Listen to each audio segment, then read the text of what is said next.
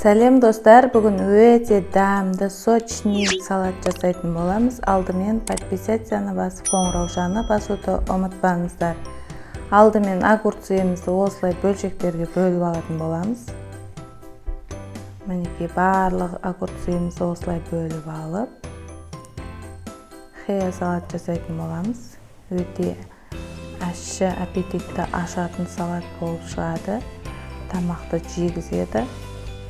Біз әрдайым дастарханға осылай жасап қойып қоямыз. Сіздер де жасап қойсаңыздар болады.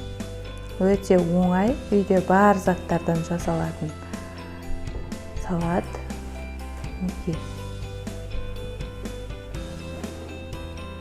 Осылай етіп барлығын турап алатын боламыз. Азғандай ғана жасадым мен. Сіздер өздеріңіз қалауыңызша жасайтын жасасаңыздар болады. Помидорымызды солай солонка етіп турап аламыз.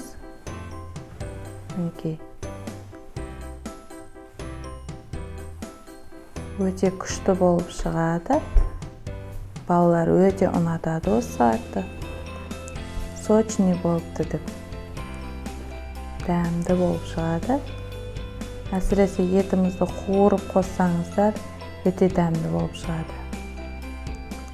Қуырмай қоссаңыздар да болады. Біздің үйдегілер етті қуырып, соямен қосып, сочный қылып істесең, суына нан батырып тұрып жейтін болады. Обедке мен тез осындай салат жасап жібердім. Мінекей болгарскийімізді осылай турап аламыз. Барлығын солонка етіп турап аламыз ғой. Мінекей.